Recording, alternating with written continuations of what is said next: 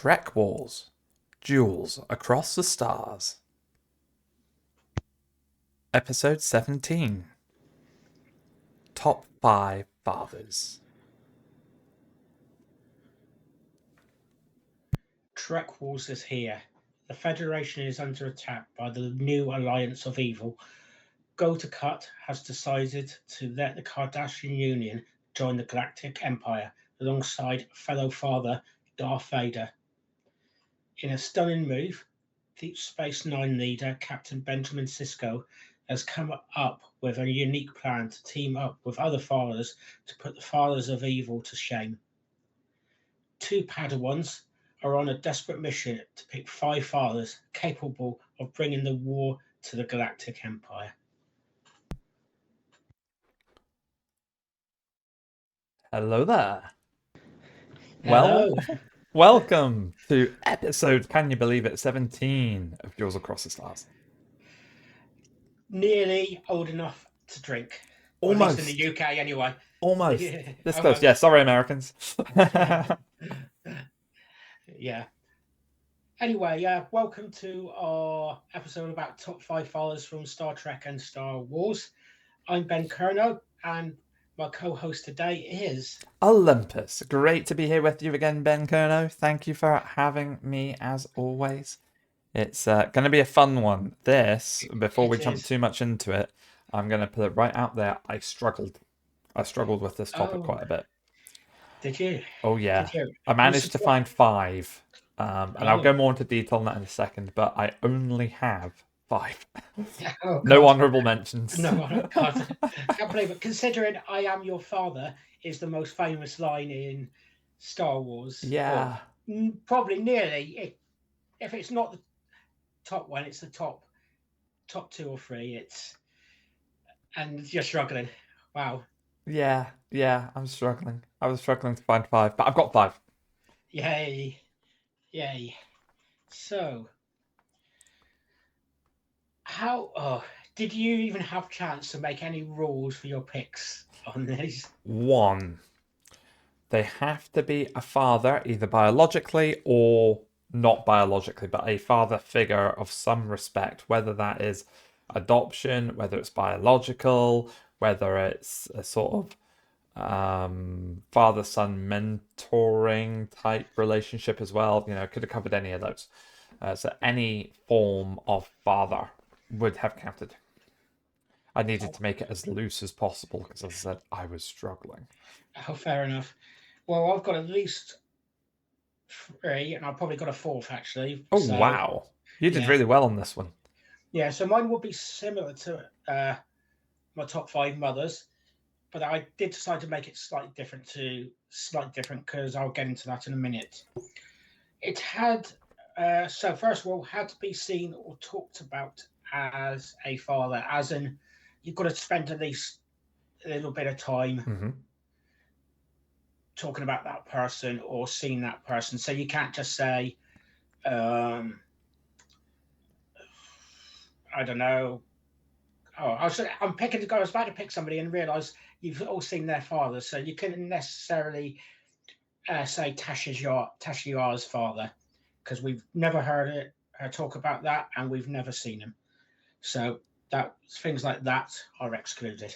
And like your rule, and had to be a father or equivalent, so guardian, father, whatever. Just is the person who is having there as the father role. And the thing that is slightly different for this one is I wanted to go is I had to love the story between father and child. Lovely. So doesn't necessarily have to be a good story, or as in didn't have to be good parenthood necessarily. But if you are a decent father or try to be a decent father, that definitely helps, and you will be up higher on the list for that. But doesn't necessarily have to be the best father, as you'll probably find out very quickly. In that case, do you go on? No, I was going to say they are good rules. You've done so much better at this than I have. this episode. This has been Kono's episode. Oh no, definitely not. Hopefully, once or we pick mention all our picks and my honourable mentions, we start getting a little bit more of a conversation flowing. That's what's gonna happen, right? Right. You're gonna start going through your picks, and I'll be like, oh yeah, why didn't I think of what wasn't? Oh no, I'm gonna go through all of that. I know I am. I know I am. I mean, my picks are an interesting bunch as well. In no particular order, I've got two terrible fathers. Then I've got two meh fathers, followed by a father that I said did very well. Oh, fair enough. I would say I had two that I would consider good or great fathers. Mm-hmm. I got one that can be considered possibly good, depending on how you look at it, but could be. But the relationship between them are good. One bad one, definitely, and another absentee father. So there's some food for thought. Nice. That will make me think for a while. And Ben, do we ever share our picks with each other ahead of the episodes?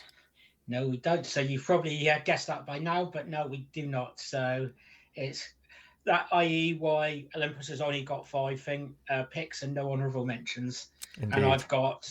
I'll have to have a look.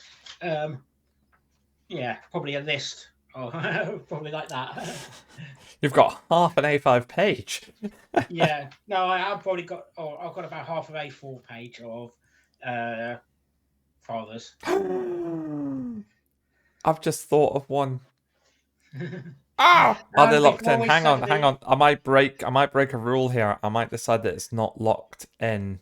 I am deciding it's not locked in. Right. I now have one honourable mention.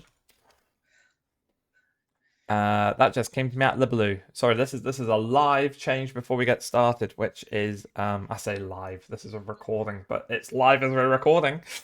as long as we leave this in, then yeah, it is live as we do. Oh my this. word! Why did I not think of him before now? So while Olympus is doing that, if anybody else has got their own top five list, please put it in the comments. That would be lovely. And also something that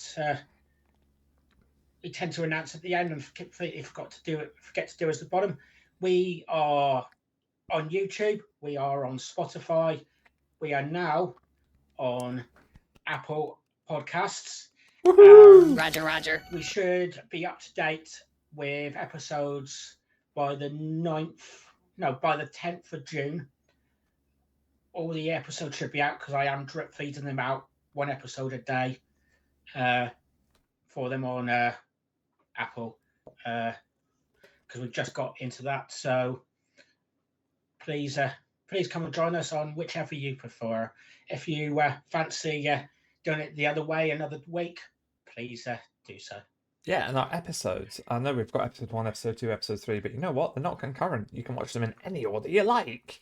So Definitely. please feel free to do that. Special thanks to Ben Kono for managing to sort out the Apple side of things.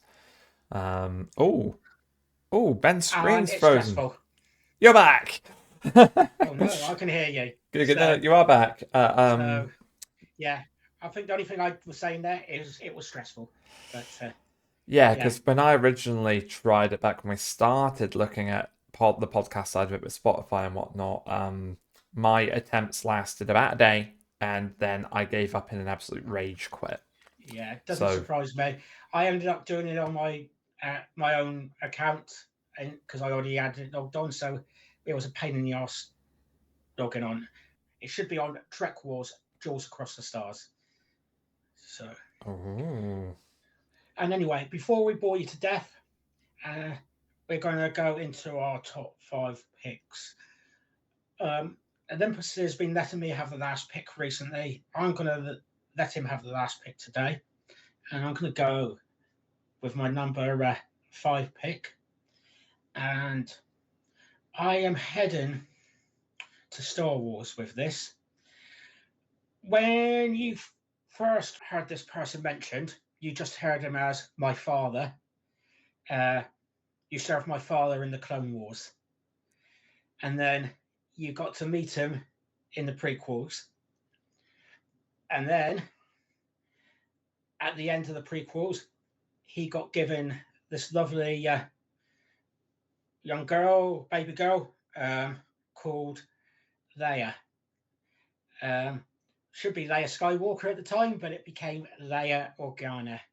And you get to pick out their relationships when you get to Rogue One, where her father is going, I trust this person with my life. This is the person I trust the most of all time is a daughter. So that's not somebody that you have a necessarily an argumentative relationship, or at least not when you get to Rogue One.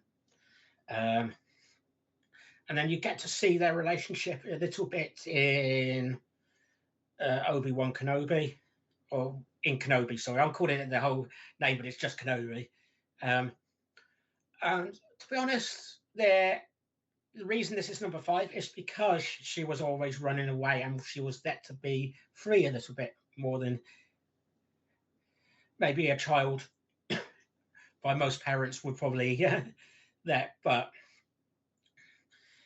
the relationship is still there of a caring parent and a loving parent and a loving relationship. And yeah, the reason, and I said was my rule, the reason I picked this is because I like the story of their father's daughter relationship. It's nice, from whether it's they are in the older her older self. So in A New Hope, just mentioning there was a bit of care to Rogue One, where it's like the trust is there. You can tell the trust is there. To her having her dad Bail Organa having a conversation with her on the balcony looking over Oberon. It's a nice relationship, in my opinion. And to be honest, I think he's done a good job from what we've seen so far in the films and TV series. Olympus? You can see the love that he's got for Leia, even as he is offering to adopt her on that asteroid. When he agrees to take her, you can just see the love in his eyes, and you get this lovely little cutscene right at the end of episode 3, Revenge of the Sith, where he comes and sits down next to his wife with that horizon of Alderaan in front of them, which was absolutely beautiful. It was a lovely sort of happy ever after moment for Leia. Beautiful pick, and I can't say much more about it at this point in time. Fair enough. I would have been surprised if this was not one of your fives. Yes. And there is another one there that I reckon 2 of these you will have for my 2 other ones from my one. If you don't have my number 3 pick, I will be surprised. Nice. Okay, we'll see what happens then. On to my number 5 then. I'm doing this as 5 and 4 are the 2 terrible fathers. 3 and 2 are, well, actually, I'd say I've changed this now. 3 is the meh father, and then 2 and 1 are the pretty damn good fathers. So we'll start with number 5, Anakin Skywalker / Darth Vader. Had to be mentioned. He's the title for our episode. I am your father. Quote comes from him. He is the most famous father in Star Wars. As you said earlier, Ben, it's got to be him. He had to make the top 5, but he is number 5 for me because he is utterly terrible. I mean, he tries to kill those children before they're even born. When you think about that scene of Mustafar where he's strangling Padme. I mean, yeah. Yes, I can think about that. I was thinking, no, he wanted them to survive and then realised, oh God. Yeah, exactly. Yeah, not good. And then trying to convert Luke to the dark side, and then he's like, "Ooh, that's fine." In Empire Strikes Back, you don't want to join me. I'll corrupt your sister instead. It's like, you evil son of... Like, these are your children you're talking about. But at least he tried to bring his son to work. I'll give you that. I'll give you that. Come to work, son. You can watch me carbonite your best friend. Yeah. Oh. So yeah, terrible father figure, totally absent. To be Not fair, through his he own probably choice. He didn't didn't know. even know. He was that enraged and fueled with anger at the point where Padme's unconscious. I'm pretty sure he was convinced that he hurt her pretty badly, and then obviously the Emperor tells him afterwards that he killed her. So he instantly thinks at that point, she's dead, my children are dead, I've murdered my children, oh my god. So actually, you could be sympathetic and say, well, he didn't know they were alive. But he caused all that in the first place, so I'm not sympathetic to him in the slightest. Yeah, utterly terrible father. 0 out of 5 stars for effort. 0 out of 5 stars for. I was about to say something that's gone out of my head, but yeah, he was awful. What do you think, Ben? I would probably give him half a. I don't usually give half a marks. Half a mark for trying to get him to work together with her. But We'll rule the galaxy together. yeah, but generally, no. I think a terrible person from perspective of father when he did find out. It's like, sorry, excuse me, I should have muted that. But That's okay.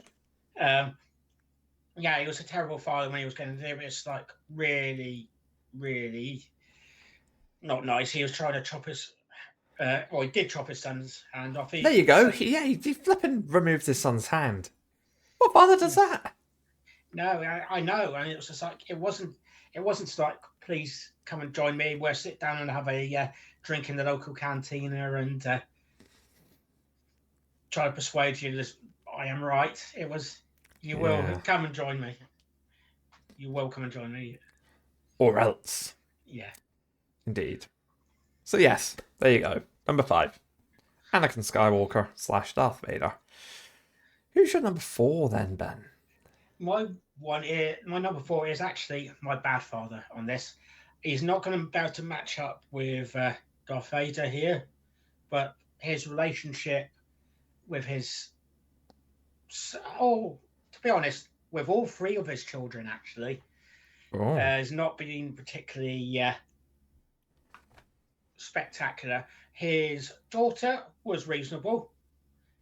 One of his sons, we don't know how bad it was, but those two, as far as we are aware, are completely separated. And then his other son,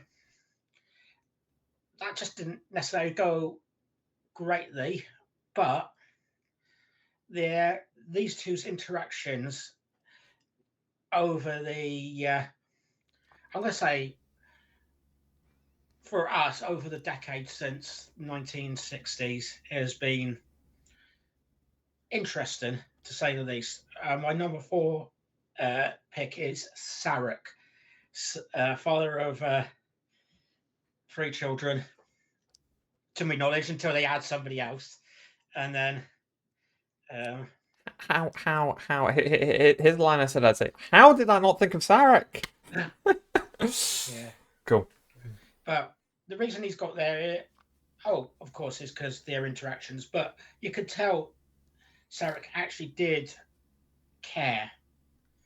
But because of their Sarek Gowen's very stereotypical Vulcan, it's harder to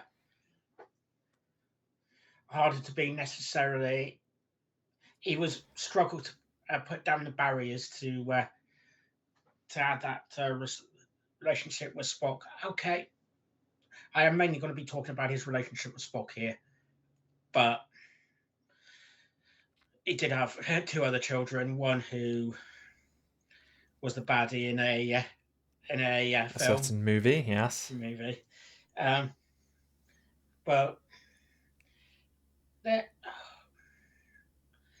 I'm trying to think how best to describe this, other than their relationship was prickly, but there was parts of caring there. I think it was very obvious that Sarek loved Spock. At least it was obvious to everyone watching that Sarek loved Spock. It was not obvious to Spock. Yeah. And that could be a feeling in Sarek or in Spock or in both of them. They definitely had a complicated relationship. But Spock cared for his father. And Sarek loved Spock. Without a shadow of a doubt in my mind. You see in particular in the episode where Sarek passes, when he's going in and out of that state of from logic to emotional, and everything's coming out. You can really see his feelings sort of released, is the word I was looking for there, and a lot of it is focused on Spock. Yeah, and actually, when Picard, who was helping with that, there ended up talking to Spock, it was just like I can't remember the exact words or anything like that, but Picard was saying this person actually cared and had regrets about their relationship. Yeah. And the other thing I was thinking earlier is, I think because he got raised, or I got the impression he got raised mostly by his mum, or at least his mum had a big influence on him growing up. Same with Michael Burnham, but it was the dad relationship after that is, let's say, non-human. Is a typical relationship, and I have a feeling if Tuvok was Spock's father, they would probably have a similar struggle relationship. I expect so. The human half of Spock didn't really coincide well with Sarek. Yeah. But that's my number 4 pick. Probably the Star Trek father when it comes to characters. Agreed. Great pick. Thank you for sharing that, mate. So, we are on your number 4 pick. We are indeed. My number 4. He is one of the most loved characters in all of Star Trek. He has wonderful parents himself. But he's a terrible father. He did not take their parenting abilities and their skills, and he did not learn from them and use them himself in trying to raise his son. In fact, on many an occasion that soon becomes almost every occasion possible, he pretends his son doesn't even exist. To the point that in season 3 of Picard, when you finally see this character again, he doesn't even reference him, if I remember right. I do recall a reference now. No, of course I'm talking about our Lieutenant Commander Worf. Cool. But in the second series that he was in, Deep Space Nine, he did. Alexander did appear at his father's wedding, as well as a couple bits before that. He did. There was a bit of trouble with him, if I remember right, at some point as well. And per Worf's usual fashion, it was always a problem. Per Alexander. Yeah. That poor lad always felt like he was a burden and wasn't wanted. And, I think for a while during TNG, you kind of see Worf struggling to be a better father, and they're going to the counseling sessions with Troy, and you see all that happening, and there's that glimmer of hope there that, things could be improving, and then Alexander's just forgotten about for pretty much the rest of Star Trek. Basically, it was until to the end of TNGs, because you've said to his grandparents, and then the brief appearance during the Dominion War where Alexander joined up on the Klingon Defense Force, and they had the wedding, and I don't recall ever seeing him again after that. So. Indeed. So, just due to sheer neglect, Worf is down as my number 4 as a terrible parent. Terrible father. Yeah.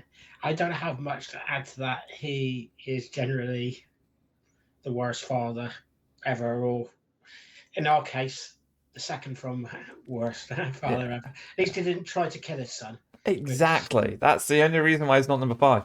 That's the only thing Darth Vader did worse. So the thing is, Worf should have taken some parenting lessons from his friend, and specifically as he was midwife to his friend's wife. He should have taken thing experience from his friend Miles O'Brien. OMG, how did I struggle with this? I don't understand how I've struggled with this. And this was the one I expected to be on your list. Yeah. O'Brien's a phenomenal dad. He's such a good dad. He loves his kids to the ends of the world. Oh, I hang my head in shame. You know, people out there, this gent here wanted a series that he wanted to have Miles O'Brien in. He wanted to do one specifically for Miles O'Brien. The one he decided, it failed because he wasn't a side character. The one that he was perfectly brilliant for, Yeah, I he missed forgot. him. I totally missed him. Oh, no. Father to 2 daughters. He is your typical, stereotypical father you would probably imagine in real life, going out working hard, struggling to find energy to be a parent, but is actually a really good parent to both his daughters. Um, yeah, he is the stereotypical family man as well. Not that that necessarily means you're a good father, but in this case, I think he is a good father. He is not the greatest. I actually have 2 that are above it, and some people out there may go, "What the one of those?" But to me, he went and done drawing with his daughter. I can imagine it. I always heard that it's like, yeah, going to go and do drawing with his daughter. I'm sure he'd done other things as well, but that's just one of the things that popped up in DS9. Yeah, it's just one of those ones where it's like it's always there. There's nothing jumping out to say this is the greatest father in the world, but there's nothing saying he's bad or terrible or anything like that. He always did his best to be there for Yeah, his kids, and that's a massive thing in itself. yeah, and yeah, that's. I suppose that's why he's not up there because he was always trying his best to be there, which case, and he couldn't always be there. But then again, that's most parents. I can imagine wasn't necessarily always there for your parents and for your children. And I suppose that's why I got my number 2 pick where it is. I've got a number 2. Any other thoughts? No, apart from Moopsy, Moopsy, Moopsy. Moopsy. And on that note, next week we got top 5 animals. Yes. Yes. Well, not next week, 2 Moopsy weeks' must time. make an appearance at some point in those lists, I imagine. We'll see. We'll need to wait and see. Who knows? I mean, there's a lot of animals in Star Trek and Star Wars. There is. But before we go down that sidetrack, what is your number 3 pick, Olympus? So my number 3 is the meh father of my top 5. This father had no idea he was a father. His ex-partner decided not to tell him that he was a father for 20 plus years until she had to send a distress call asking for his help. She was very, very selfish in that regard, but this isn't about her, this is about him. This is my favourite character in all of Star Trek. So Ben now knows who I'm talking about. It is, of course, Jean-Luc Picard. Jean-Luc Picard. Gotta love him. Patrick Stewart's absolutely amazing. And he He is. plays that absentee father so well in season 3 of Picard. And it wasn't absentee through choice, and that's the thing.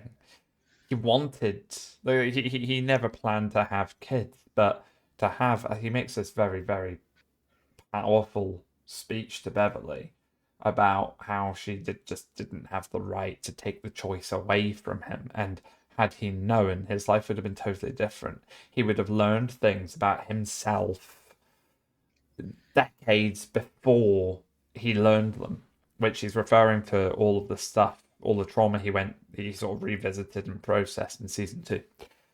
I don't actually have much more to say, because it's a very short season. But what you do see is, as soon as he's processed the fact he's a dad, which, considering how fast-paced that season is, wasn't long. He didn't get a long time to process it. He is instantly trying to make effort. And he's not ashamed to turn around on several occasions and say the effort, he's not necessarily making it for Jack or just for Jack. He's making it for him. He's trying to make peace with himself about what's happened, which means he's feeling a sense of guilt to some extent, I think, as well, which is unjustified considering the situation he's in, but probably a very natural feeling for someone in his position too. So you can tell he cares for Jack, and you can see that relationship develop as you go through season 3, and you see Jack starting to build some of that relationship with Picard too, which is lovely. So yeah, Jean-Luc Picard, my number 3, and as I say, utterly meh, because he didn't get the opportunity to be a dad. Not from that sense anyway, because he was never given the choice, and by the time you get to season 3 Picard, he needs to make the most of what time he has left. So that's all he's got, and we have not seen much of him being a dad, which is why it's a meh moment. Yeah. But I do remember a scene on the holodeck of Picard and Crusher, or Jean-Luc and Jack, having a conversation on the Jack, and I don't on at a bar, and I can't remember. I think there were other moments where they couldn't agree, but there was also a good bonding session. It was. There, it allowed them to start to get to know each other. Yeah, and I cannot remember why I didn't watch this season 3 as it came out. I don't know if it was because I didn't have enough money to subscribe, or wanted to do it for that long, or wanted to do it all in one go, or whether it was that delayed thing for us in the UK that they were doing at one point from the US to the UK. But I did get spoilt briefly that there was a character in there called Jack Crusher, and I went, Jack Crusher, he travelled back in, has he risen from the dead? And so is there more time travel? Time travel in this, and it was just like, then I realised when I started watching, hang on, instead of being Jean-Luc Picard's old friend and Beverly's ex-husband, it's their son. It's very nice as well, because I think someone makes the point to him about, I can't remember who it was, but they make the point about, hang on a minute, they've turned around, Beverly turned around and named your son after her dead husband. Like what's that all about? And Picard actually says, well, to be fair, he was my best friend, and if I was in that situation with Beverly and I knew about it, I would have picked Jack as a name, which I thought was a very nice touch. I don't know if it was the same conversation, but I think this was Riker who was saying, come on, open your eyes, don't deny this. Yes, I think it might have been. Yeah. Riker saw it right away, and I think Picard did as well. Yeah. It's like, put 2 and 2 together, which you've already done, and admit that makes 4. Yeah, you've got to admit it, Jean-Luc. This is why Beverly abandoned us all those years ago. Yeah, it is. So, yeah, lovely pick, and I'm glad you've done that. He is on my honourable mentions. That's the first on my honourable mentions. Lovely. So, on that point, we're on to your number 2. Yeah, and I am going for another absentee parent but this is for another reason. Oh.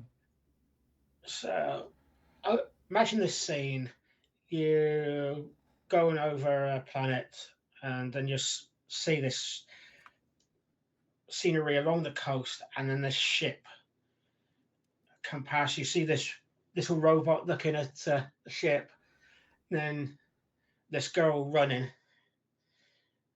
and she runs back, and it's like, "Have you seen?" And it's like, "Yeah," and her mom says, "Yes," and it's like her mom and her dad tried to go and put her to safety. You've got to go and hide. I'm going to take her away. And then this ship lands on this land, and then there's this person in a cloak, along with, I don't know what kind of troopers they are, walking down here, and they meet Galen. Who is trying to have a peaceful life, or hide away from the Empire, because he didn't want to get involved with the Empire. He didn't want to get involved in the Death Star. He thought it was too bad. And in the end, after seeing his wife get killed there, he gets dragged away, and he tries to make the most of this, and he ends up making the Death Star all bad. There's this little thing in here that makes it go. If you manage to hit that, it will explode.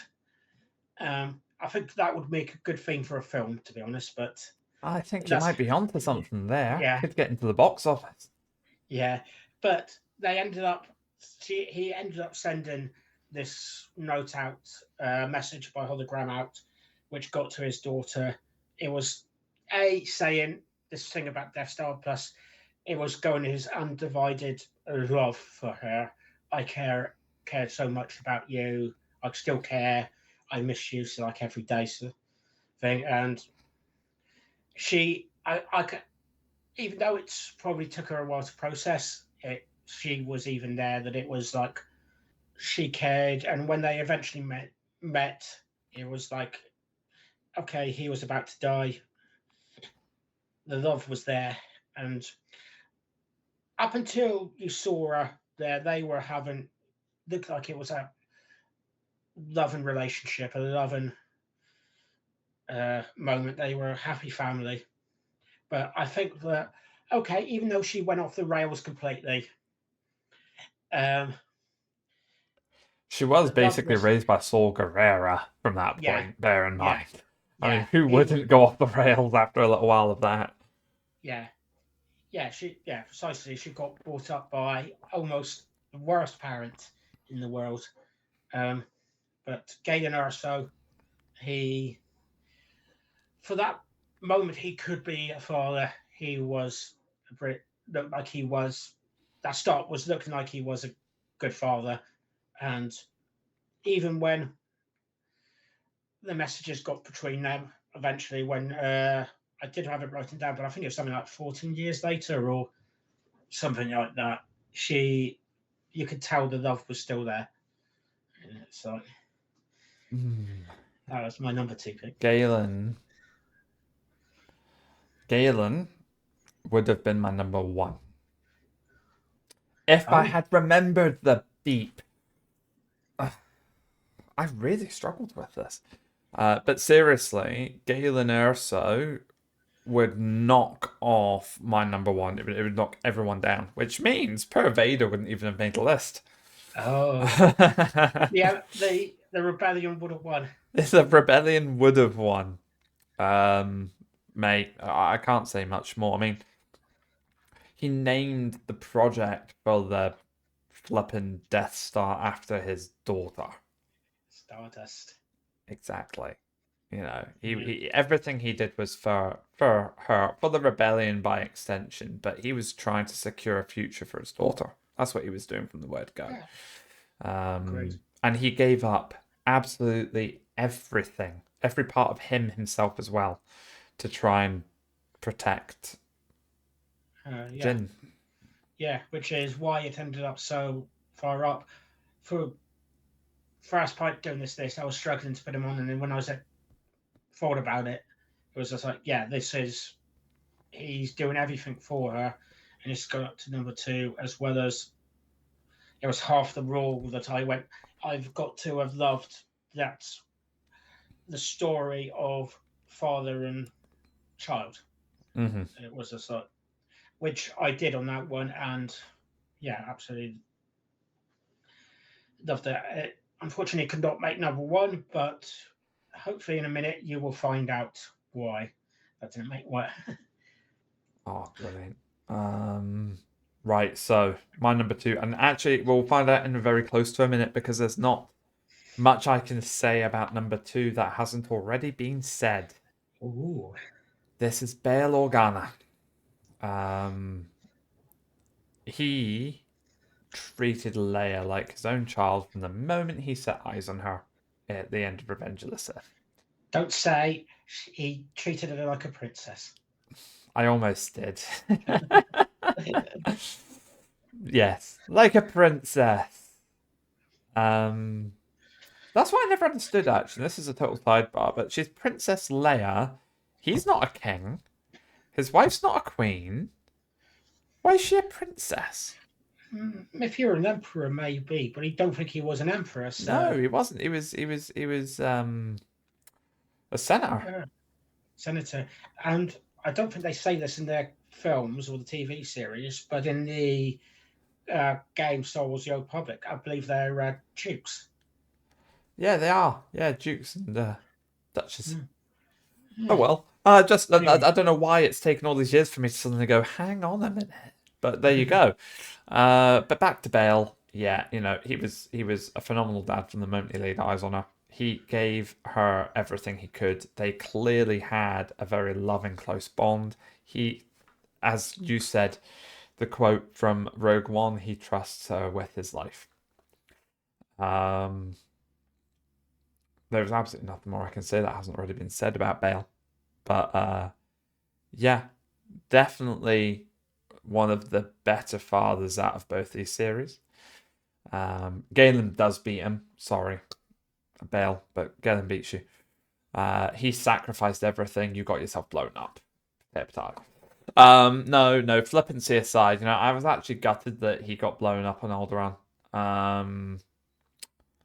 You'd have thought they'd have had some type of scanner or something. You thought all these planets would have had some type of scans going out, going, hang on a minute, there's a giant metal moon with a laser on the end of it pointed at us. Maybe we should start evacuating the planet. Oh, I've lost your audio, Ben.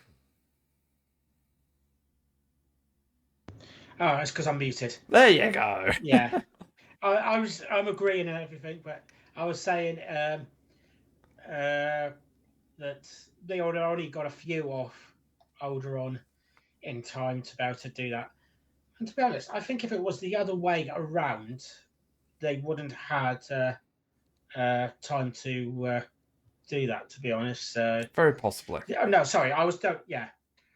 Sorry, if it was the other way around, if you had like Rogue One and all the other films first, I don't think anybody would be happy that he died. That you just killed him off like that. Yeah, exactly. And it's never made very, very clear, I think, in A New Hope that he has died on Alderaan. Because you've only get a little mention of him. Leia... And I know this because I watched A New Hope last night. Leia doesn't really react like her entire home planet has just been annihilated. I don't know if that was just the age of cinema at that point in time, but you'd have expect either devastation or absolute stunned shock. Because that's not just her entire planet either, that's her family, that's her dad and her mum. And you don't get that from her. I think they're missing a trick there. Yeah. But you're right. Yeah. I would say it's more not the planet going thing, because I think there was enough reaction for that, but not enough reaction that her father, her mother, possibly any childhood friends that were there have all passed away. It's literally that meme from Loki, when Loki sat at the table going, "Yes, very sad." Anyway, That's literally how that felt. And I mean, she did act sad with the planet going kaboom, right? She did. But then, a minute later, it's, anyway, I'm being saved by a stormtrooper. You're short for a stormtrooper. And you get into all of that. And I have digressed. Sorry, back to Bale. Wish they hadn't killed him. You're totally right. If Lucas had done this in chronological order, that choice of planet with Bale being on it was a terrible idea. yeah, they said this. It wasn't very often, but because this was overshadowed by something else. But General Akbar dying Yeah. in not Rogue, Last Jedi. That was, I can always remember that being added as one of those things that would have been. That it was like, you just killed him like that. Yeah, just boop, gone. It's like, what? Yeah. What did you just do? Why did you just do that?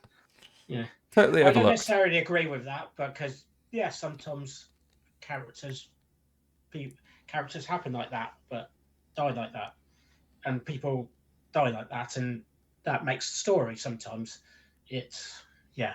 Yeah, but for infamous characters or famous characters that have a lot of love to them, viewers really do want something more from it. I mean, totally digressing here away from Star Wars for 1 second. So we might edit this bit out.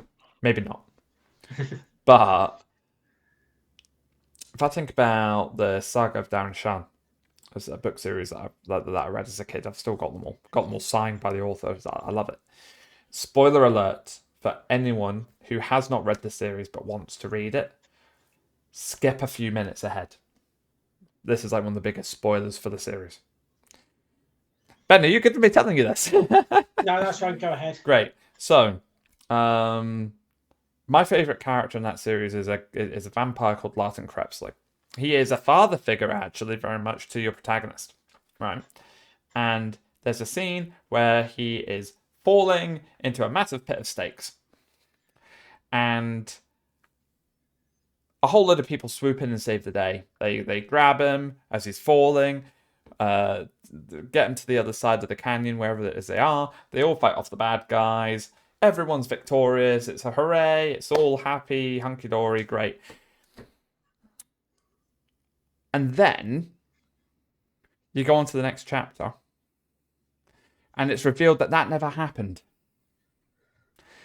Darren, who's the protagonist, had thought it all up in his head in that split-second moment that that's how it had happened. Because in reality, he fell into low stakes and died. And that, to me, I think is actually a phenomenal, heart-wrenching, but brilliant way to kill off a very well-loved character. Instead of just blip, you're gone. Next scene. You know, that was heart-wrenching. It was. There should have been a scene somewhere along the line or something about a little bit more about that. But the situation they were at the time were dealing with hell at the time. But maybe a bit later, something like, there's a memorial service for those who have passed away for General Akbar and stuff like that. Okay, the thing is, they got so many beloved characters and so many main characters that it would have been hard to do that. And Maybe. with Carrie Fisher, Carrie? Carrie. Sorry, Carrie Fisher having recently passed away before that film came out, and that scene with her lying injured, I believe. Oh no, that was in the next film. They done the scene of her passing away, Yes. but she She died before the last film. I'm sure she passed away before the last film. Yeah, she did. Yes, it was before the last film, wasn't it? Yes. And it was the scene. Yeah, so I'm getting the films muddled up here, but in the other film, third film, they were had a scene where it was just like her just lying there, having passed away, which actually defeats complete my argument of the film, my point really. But they could have done with a scene like that. But They could have. again, they had so many, many. Basically, there was like four main characters for that film, the three main characters plus Leia, and even Luke actually. So five main characters. It's There's a lot. There's a lot to put not a in, lot to and get fit in. they had to try and make the new trio the main characters. They Yeah, they had to try and do that and direct it that way. So that's why I totally understand and can forgive Han's death, Leia's death, Luke's death. I can forgive all that because of where they had to try and take this. Anyway, I've started yeah. digressing this even further. Bail Organa, my number two, who we've not Yeah. talked about for about 5 minutes now. Oops. Ben, who's your number one? My one is not quite a namesake. He's not a namesake, Oh, even though Dax occasionally gives him my name. This is Commander, then Captain Benjamin Sisko. lovely. He is, when you see him very early on in the early episodes, he is a widowed father to a son, Jake Sisko. You build throughout the series their relationship, and it's a caring, loving relationship. Um, he there was always parenting issues, but that's something of being a parent and being a kid. You always have issues with your family dynamic. But he was good enough to have Jake as his best man at his second wedding. He was, yeah, all their interaction together was so spot on, so unbelievably good. Yeah, it's hard to describe, but it was just like so spot on. It was the vibe between them, actors and the characters were perfect. It was you could tell they cared for each other. You can tell that they would help do anything for each other. They were, and that episode where you had Jake growing old and Ben going back, doing anything, doing everything that had even ruined his life to get his father back because he cared that much for him at the time. Um, it was, and even the last scene where he found out he probably found we didn't hear him finding out that he was a we didn't see Jake finding out that he was going to have a brother or sister, but you saw him standing there on the promenade with Kira looking at the wormhole when his father basically had turned into a god, went to the Celestial Temple. It was just like, I miss you, Dad. Whatever. It was just like lovely and sad and brilliant all at the same time. And I really want those characters to come back, or at least get mentioned. It's a lovely relationship for me. It always felt, because bear in mind I've only watched Deep Space Nine once through, and it always feels to me like a very loving relationship and a very genuine relationship between Ben and his son Jake. Mm-hmm. Make sure I got that right. Um, it does. It genuinely does feel like that they've got a genuine father-son relationship and that they love each other. And I always enjoyed the episodes that focused in on their relationship. They were some of my favorites. Brilliant choice.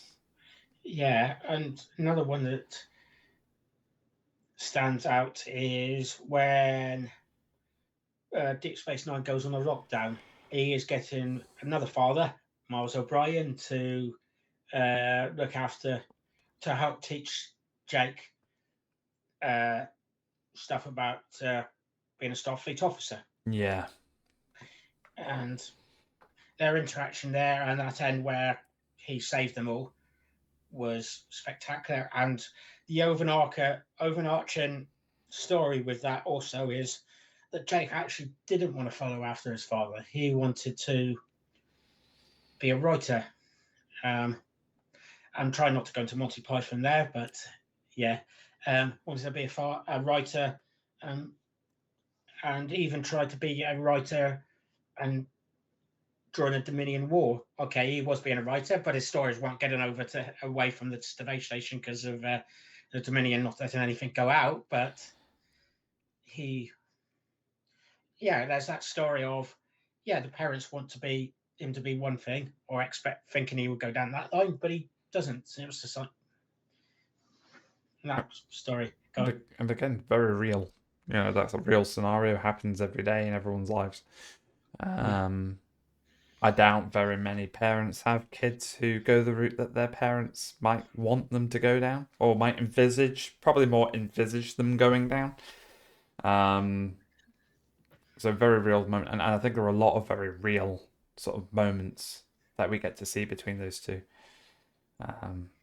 Lovely. Yeah, that's my number one pick. So there we are. Thank you. I'm curious to show yours now. Yes. So again, one of my favorite characters in Star Trek. So yes, we are going back to TNG. William Riker. Yeah. He is again, you can just tell a lot of this comes down to the acting between the different actors playing these characters, but they do it so convincingly. You see his relationship with his daughter in Picard season 1. You see him talking about the difficulties he's been going through in season 3. And I mean, he moves heaven and earth to try and find a cure for his son. Right? They hop planet to planet. They completely relocate to this planet in the middle of nowhere that's meant to have these healing properties to try and save them. They literally do anything. And you can see their love continuing for their daughter as well.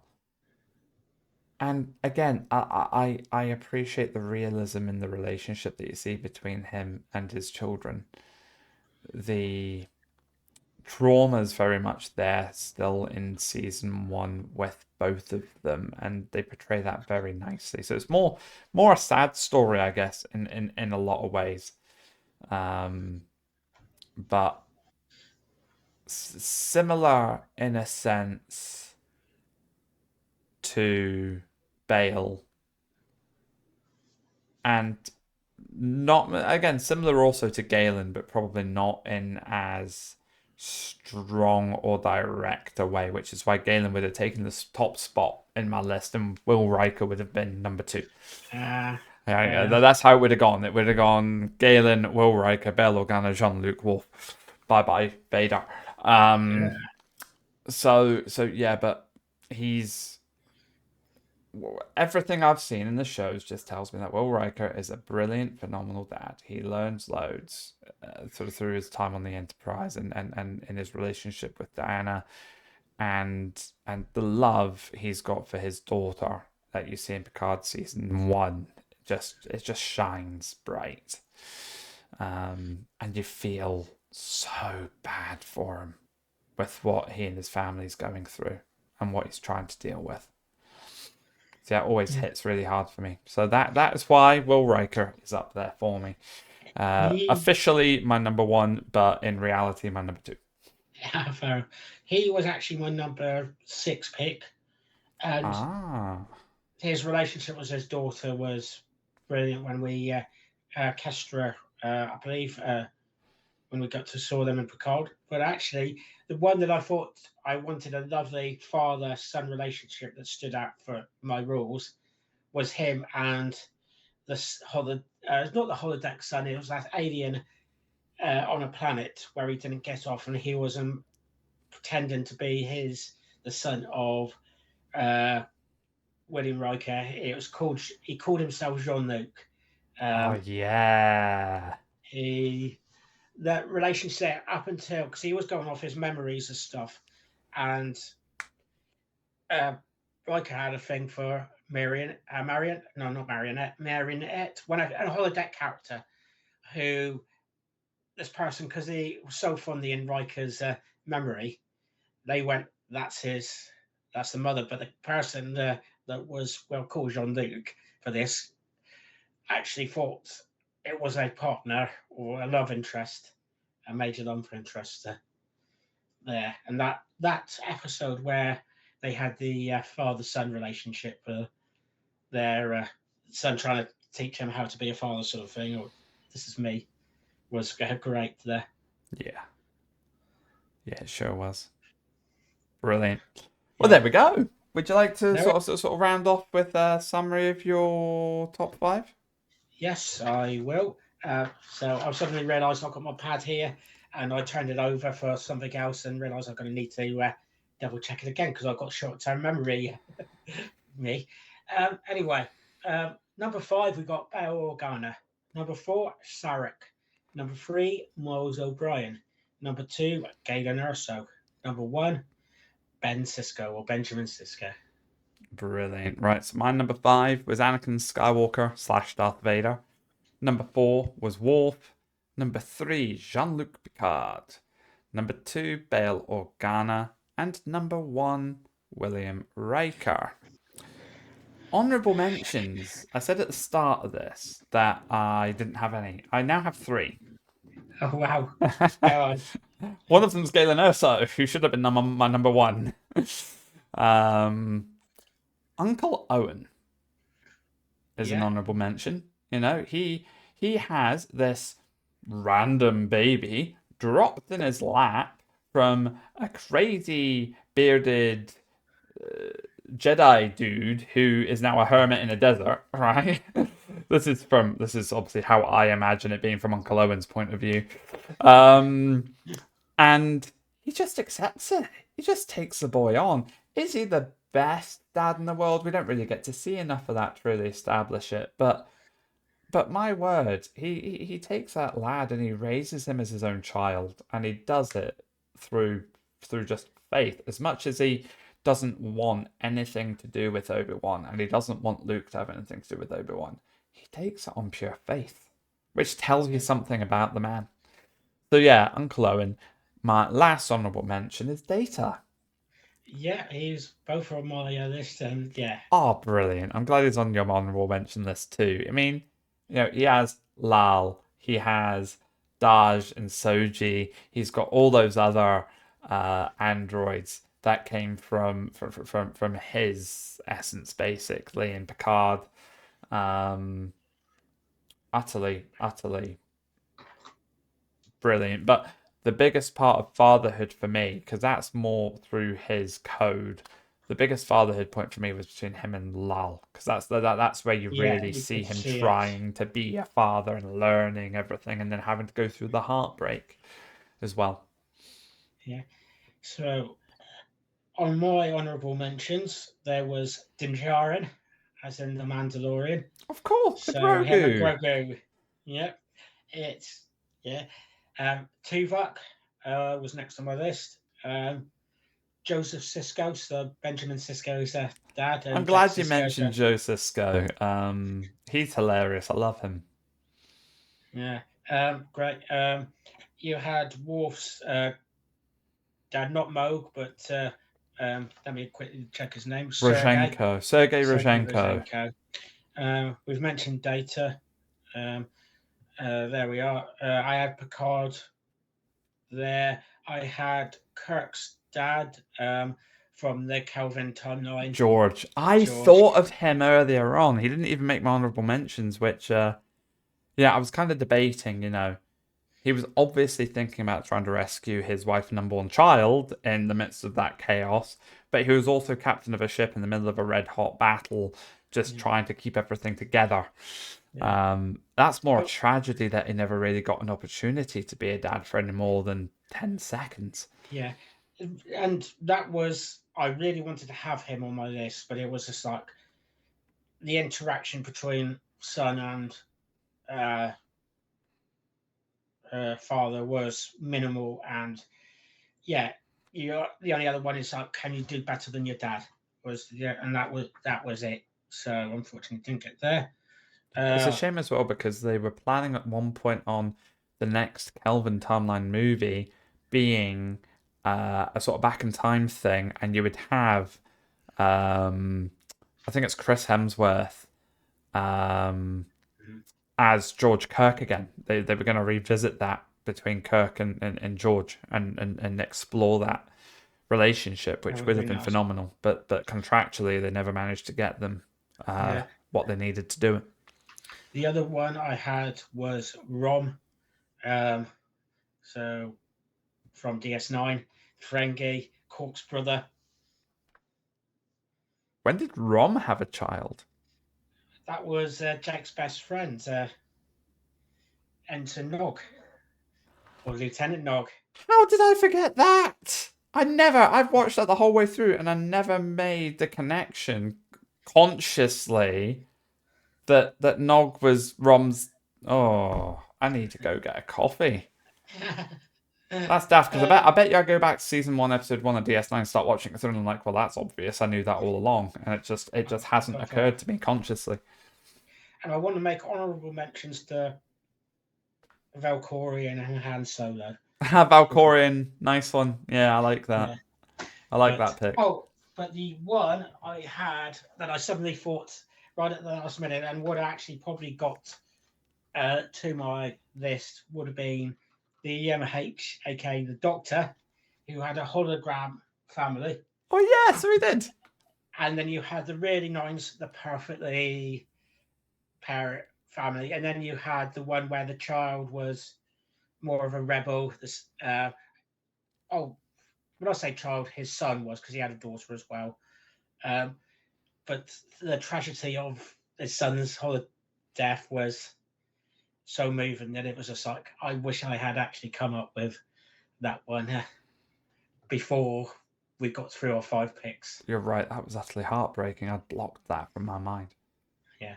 So the scores on the doors. I did have a tiebreaker, and I was ready to use it up until you picked your number 1 pick. Oh, so that stopped the tiebreaker, which means that Trek won. Yeah, Star Trek fun. And each of our pick, 5th pick was all Star Wars. 4th pick was all Star Trek.